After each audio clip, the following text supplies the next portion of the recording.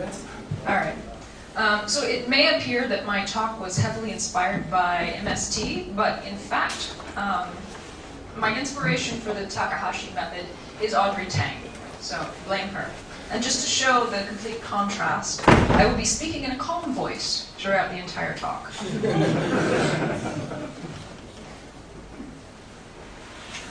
So the basic idea of a migration is that you have a group of users that are your faithful core, your faithful base of users. Get rid of that candy. And you want to give them something that's new and shiny. You want to give them the hot new features. So it may be a feature. It may be a new release. It may be something more extensive, like a large refactor of a code base, a rewrite, a complete replacement of an existing system. A lot of that has to do with the complexity of the system. So the complexity of the system you're dealing with already will partially determine what kinds of changes you're putting in place and what kinds of migration strategies are appropriate. But ultimately, the same principles apply whether you're doing an update or migration of something as small as a single module, an entire language, a virtual machine, or even an entire distribution of an operating system. So, in general, the principles that apply at very small levels of software will apply all the way up through the chain to the most complex system you can imagine. The key idea in a migration is that you want to protect the users. You want to protect the people who are using your software, those faithful few or many, because those are the key to your success. Those are the key to the success of your project. And ultimately, those are the people that you have to listen to. Those are the people who will tell you if you've done a good job in your migration, if you've done a good job in your development. And if you don't protect your users from the beginning, if you don't look ahead, you will be looking back and you'll be regretting it. So here's a few examples, a few projects that you might want to look to for inspirations in your migration strategies. Apache is a very good example. So round about 8 years ago, they introduced an extensive refactor of the HTTP daemon. What was it called? Apache. They renamed it to HTTPD at that point. They had a very slow migration strategy. 8 years later, they just this spring announced that the 1.3 series is at end of life.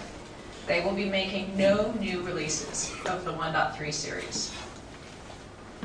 But in that 8 years, you will find that people have been making the change. If you talk to people now, I was talking to someone yesterday, if you talk to people now, they will say mostly they are using Apache 2 now, Apache 2.3 now.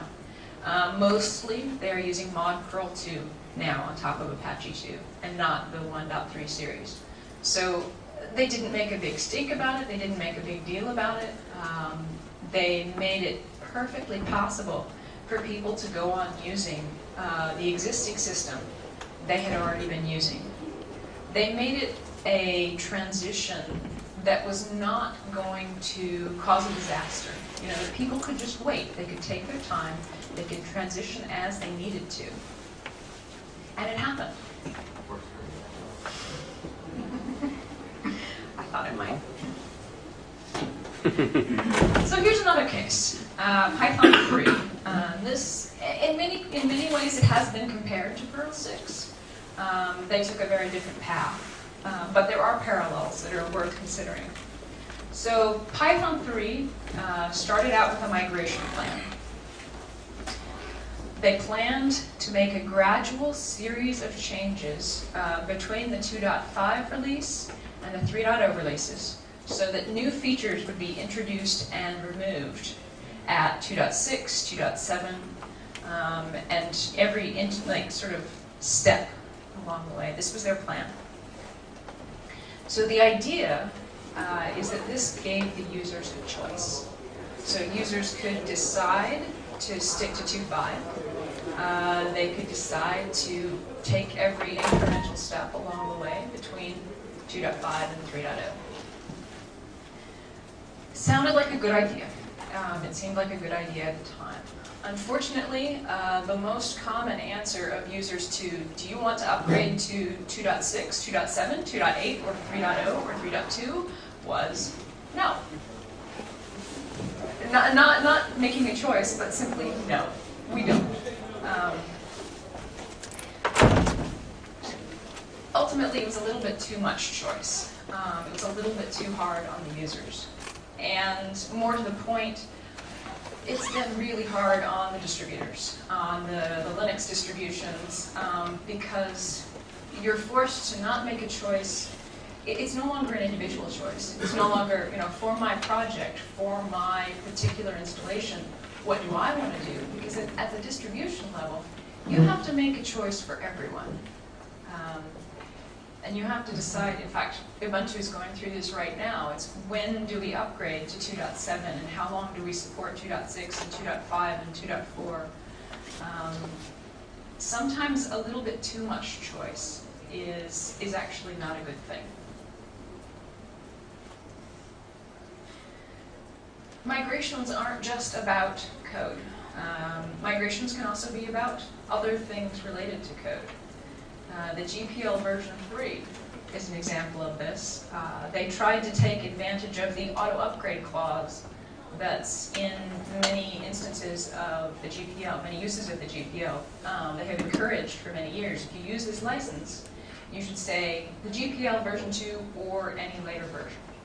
So they wanted to take advantage of that by putting their new features into something and still calling it the GPL. Unfortunately, the GPL 3 is really completely incompatible with version 2. It's sort of a ticking time bomb of basically patent restrictions that has caused a lot of problems for some companies downstream from the open source projects. And a lot of the open source projects really don't realize this. They don't care. They just know, oh, the GPL is a good open source friendly software freedom license. And a lot of people just sort of blindly switched to it, not quite realizing what they were getting themselves into. We very carefully, when we did the Artistic 2 license, rather than doing dual GPL artistic, we specifically said the artistic license includes the right to, the Artistic 2 license includes the right to relicense to any of a whole range of licenses that fit the terms of freedom, the copyleft idea that you have the freedom to redistribute. So that includes the GPL2, the GPL3, and any other license that comes along that maybe doesn't have the time bomb of the GPL3, but still cleans up some of the inconsistencies in GPL2. So sometimes migration is a matter of opening the doors for more possibilities, rather than trying to lock people into your particular philosophy. There's a few ways to approach migrations. One of them is a combative approach. You go out there and you actively try to convince people to change to your new version or your new idea. Another one is a viral approach. So the thing about viruses is they don't really have to be active about spreading. Viruses naturally adapt to their surroundings. They naturally react to the situation in which they find themselves. And they let the users spread them themselves. So if you have a cold, you go shake someone's hand, you're spreading the virus. The virus didn't have to actively have some strategy for jumping up into the air and attacking other people. Users do it for you. So a viral approach to migration strategies is to create good software and let the users decide when to make. Let the excitement of the people who are using the software spread the new code. Another project is It's worth considering. Pony was an early idea for migrating from Perl 5 to Perl 6. So the basic idea was that you take the existing Perl 5 code base, you carve out the guts, and replace it with Parrot as an internal engine. So then you could have sort of old Perl 5 running on the same virtual machine as new Perl 6. The key problem with that migration strategy was it kind of put all the eggs in one basket. When you're doing a migration, you have to think about who's going to maintain the migration. Because most open source projects depend on volunteer labor. And if you have a migration strategy that depends on having the two smartest people in the Perl community to maintain it, and those are the only people that can maintain it, it's not really a good, strong migration strategy. You're really pushing yourself too hard, you're stretching too far. It's a good lesson to learn. Be adaptive and evolutionary, and make sure you can work with the people you have available. The motivation of the people you have available is a pretty key thing as well. Another thing to consider, when you're doing planning for migration, don't just think about your users directly. Don't just think about your developers. Don't just think about your users. Think about the downstream projects. Think about the Linux distributions. Think about Cygwin. Think about all the environments that your project is going to be used in. You can help. You can do a lot of work to help those projects as well. And you can accidentally hinder them without really thinking about it. The key, the single most important thing to remember about migrations.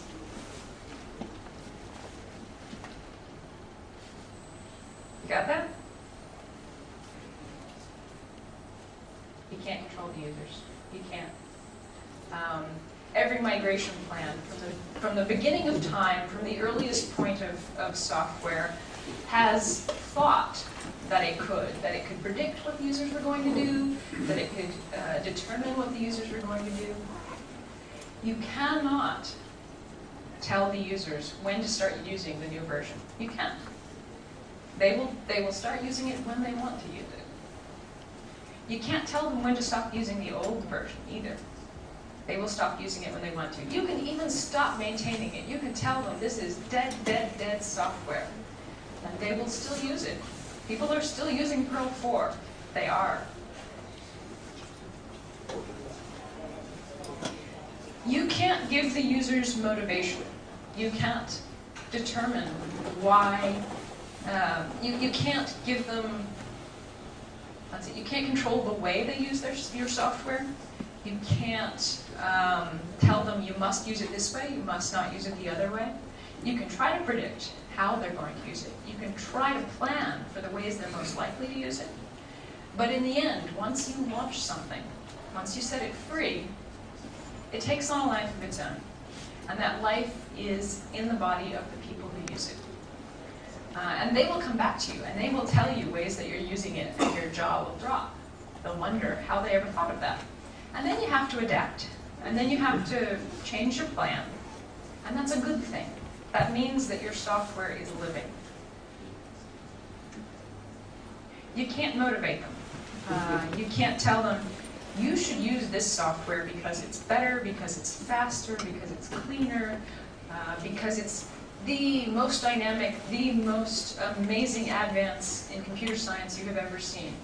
They'll use it for their own reasons, and their own reasons may be something that you never really thought of. That's also a good